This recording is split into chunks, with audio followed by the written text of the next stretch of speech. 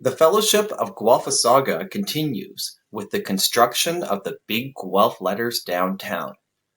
Funded directly from tourism tax dollars, the giant letters provide a convenient location check for those lost in the Shire, reminding them where they are. It was a big challenge for the mayor getting the letters here, since they were located in the Big Blue Orc's office in Queen Lizard's Park, and he had to deliver them to the Shire in spotless condition. It was a tough two-man job, so Dominic of the O'Rourke's offered to help with the road trip. Meanwhile, another cyber attack by the Ghost of Mondex past was revealed, eventually, by the university. Can the mayor and Dominic of the O'Rourke's successfully deliver the big letters to the Shire and set them up without any typos? The mayor set up this plan a long time ago with the help of the Big Blue Orc and his fat cat friends. By first implementing a tourism tax, he was able to raise enough tax revenues to fund copycat projects to launder the money through his fat cat friends. His first big copycat tourist project was to buy overpriced and oversized letters spelling the Shire's name downtown. Motivated by the depths of Hollywood and most big cities, the mayor replicated the same selfie trap common elsewhere.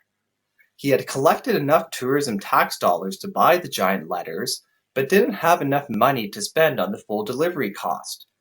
Instead of paying full-price expedited shipping, the mayor found a cheaper way to pick up the items by renting a flatbed and driving there himself.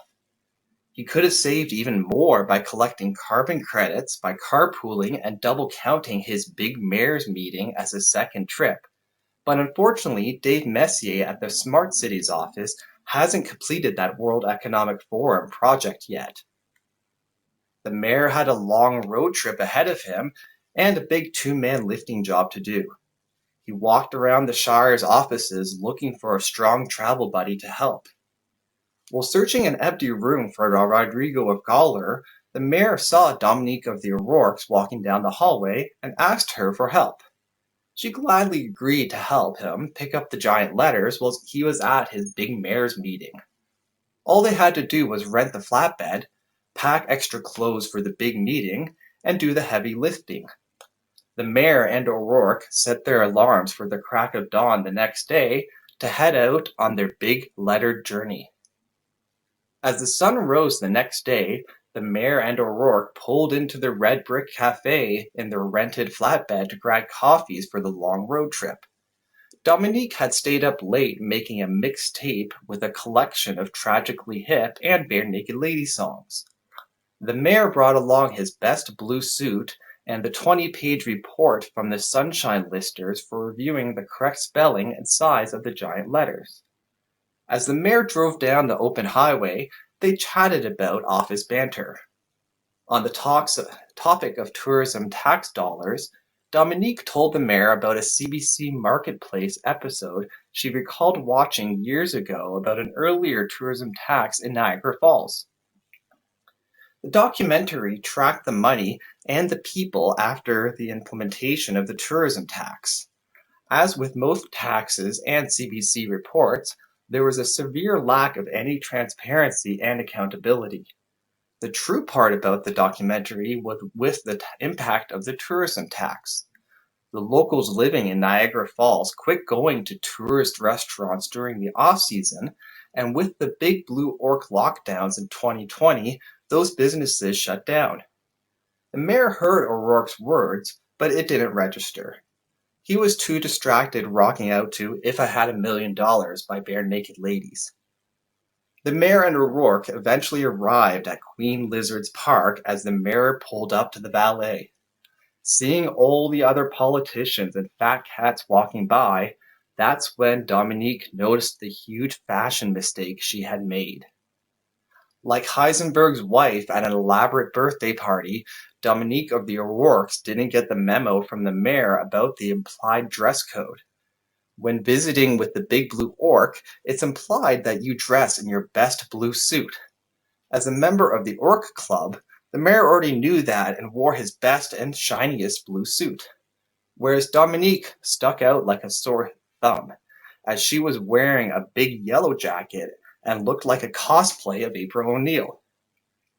Her plan was to use it as an opening joke for remembering her last name while meeting strangers. But that plan went out the window, and Dominique wanted to get out of there as quick as possible.